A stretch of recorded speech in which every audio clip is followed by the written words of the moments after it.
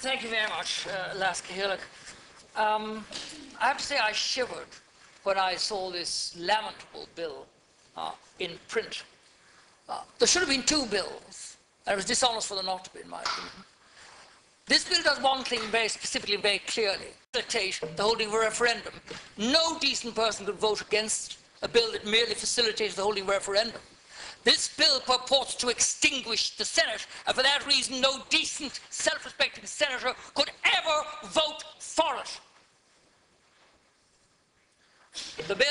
What the bill does, and I'm reading from the explanatory memorandum, provides that Seanad Éireann is to be abolished, and in consequence of its abolition, amends provisions of the Constitution that confer functions on Seanad Éireann that are premised on the existence of that House. There isn't even a mention of the word referendum. This is the extinction of the Senate. This is force majeure. This is a power grab, and I'm honoured that I was the first person to show it, and I demonstrated through all the subterfuge of government in concealing the power grab to be able to impeach the President and impeach the Supreme Court as well, and they will get rid of this House at their peril, in my opinion. And no kind of emollient speech from the other side will convince me otherwise. The bill is badly drafted. It's highly technical. It's confusing. It's deliberately confusing, because this is a bit of red meat held out by the Taoiseach to get the guard dogs off their prime, to distract their attention so that Irish people can be fooled. This is the Lisbon Treaty all over again. It's the same bloody tactic, and they didn't even read that. It was confusing. It was deliberately, we were told from Europe, deliberately to confuse the people. I've read legislation for the last 26 years. When I read this first, I thought it was inaccurate because of the way in which the Irish provisions and the English provisions were drafted. I got an expert to look at it. No, but it's done so technically that God Almighty couldn't make head or tail of it. And that is completely and utterly deliberate. Now, I said no self-respecting senator could vote for it. How could they? I've clearly said it's not about a referendum, it's about extinguishing the Senate. This is not Turkeys voting for Christmas.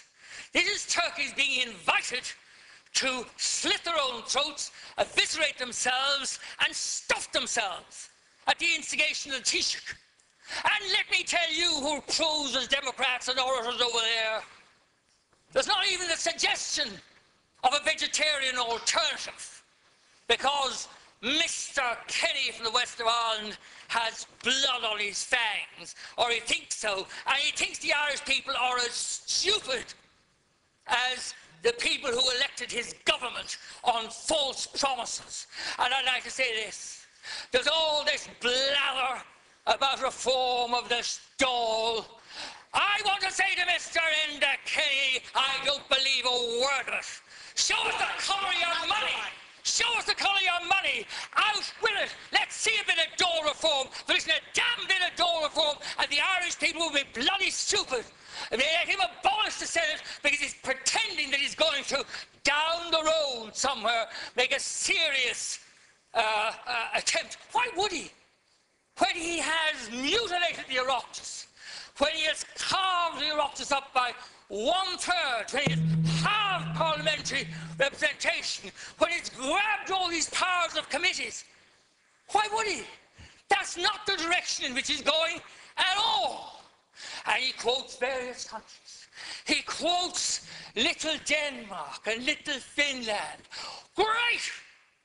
They abolished the second chamber, and they did it in tandem with strengthening massively local democracy and changing the regulations within their main parliament so that there were free votes, votes of conscience. So I believe in the bloody Kenny when he gives a free vote on the abortion bill. Let's see that. Let's see a bit of consistency and honesty. I don't know what Enda Kenny's reading is, but it looks to me as if he's been reading the great essay on simulation and dissimulation by Sir Francis Bacon, because there isn't one tissue of truth in his rotten little speech. This is an appalling situation. If we go down the corridor here, we'll see on the wall a portrait of a smug-looking little man.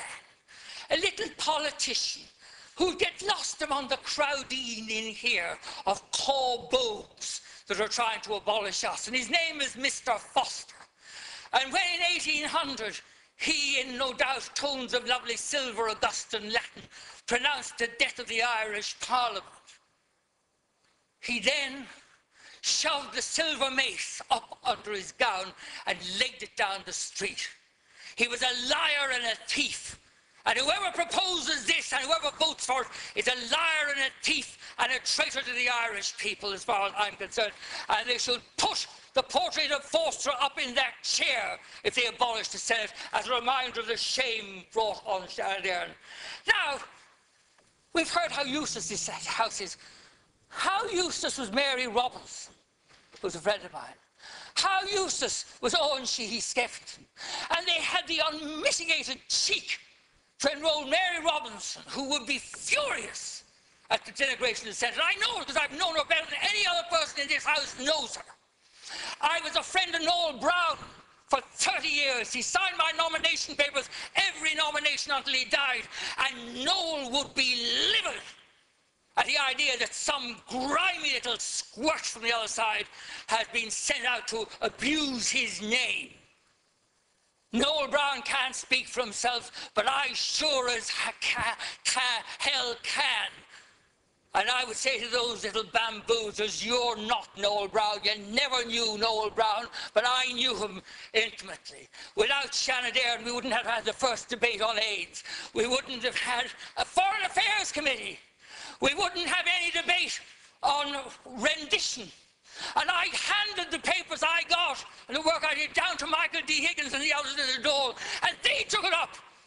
But it was taken up from this house. We wouldn't have had, I don't think, certainly for some years, the Civil Partnership Bill. And my colleagues here, they're Fergal Quinn. How many bills has he produced even in this session? The building bill. This bill is still stuck.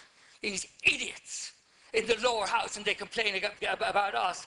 And Mr. Enda Kenny had the gall to come into this house and say, or set out on the plinth over there, what did the Senate do to stop the disaster of the Celtic Tiger?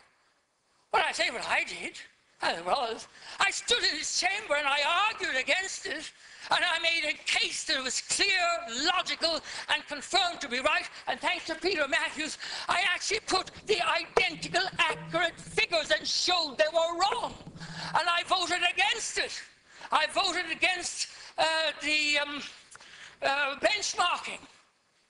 And I put the names of the bondholders and said they should be burnt. And the Cahirlach nearly broke his gavel. None of them in the balls in the Senate had in the door had the balls, including Enda Kenny. And where was Mr. Enda Kenny at that stage? Where was Mr. Enda Kenny, who's now so puffed up and brave and challenging the Senate? He was down there in the lower house, meekly supporting fuel being poured on the Celtic Tiger and its flames, getting involved in his usual corrupt auction politics, and then leading his meek little supporters in to vote in favour of the bank guarantee. And that man has the impertinence to attack the Senate. And they say it wasn't reformed. No, it wasn't reformed. Yeah, and Senator O'Donnell's right. The establishment did nothing about it. Nothing for 10 years, 10 reports, 70 years, and they even got a previous referendum too, and did sweet bugger all about it. Which we were all in the university seats demanding reform. What can we do? We can't take over government and force them to do it. They wouldn't do it. Every single government, every single party corrupted this house, but still this brave little ship with its tattered sails and holed and not properly caulked and deliberately leaked by those blackguards in their own corrupt interests. It sails through the storms and it's held firm in its own way for the Irish people, and I honour it. I honour it for that. We had other countries from all over the globe brought in that had abolished the Senate. No wonder he didn't mention Mr. Mugabe. The first thing Mr. Mugabe did was to abolish the Senate. So maybe Mr. Kenny sees himself in the mould not just of a little Napoleon, 1 minute, Senator, but also in the guys. I just looked today, this very day, a bill by Senator Zappone and others was accepted here. Another bill accepted here. Now, the leader he starts off, Mr. Kenny, about his Dáil reform. Rubbish, don't believe a word of it. 14 Dáil committees will be established. Of course they will. Of course, lots of jobs for the boys. Jobs for the boys, jobs for the boys, jobs for the boys. And this is what the Irish people should vote for. Jobs for the bloody boys. The ones who dragged us into the ruins of this economy. That's right. They wouldn't bring a bill on such flimsy grounds or off the top. He said, that's exactly what he did. I was here, I saw it. Nobody knew it. The face on Francis Fitzgerald. Ask Francis Fitzgerald, did this wonderful open-heart teacher ever let her know what was going on? The chair is loath to intervene, Senator. Beg pardon? The chair is loath to intervene, but I must remind you that your time is up. Then there is just the unspeakable dishonesty of this speech.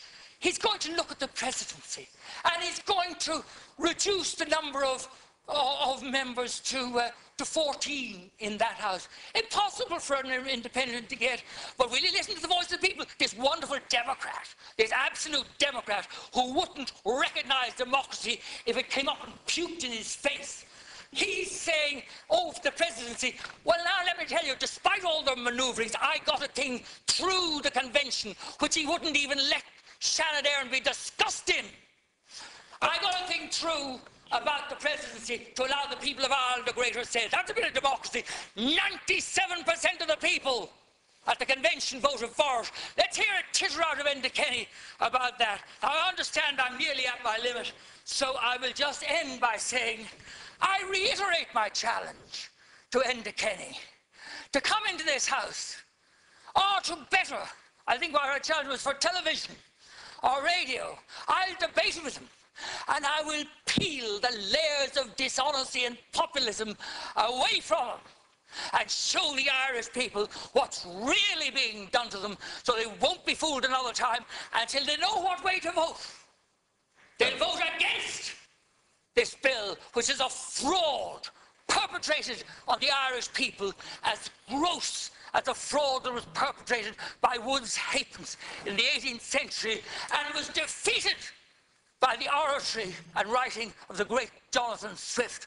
And that's where power relies sometimes, in the hands of the weak, in the hands of the people who are being battered, who are having democracy torn from them. And we can, if we let the people know what's happening, Thank you, we Senator. can stymie this miserable little act of political vandalism. Thank you, Senator.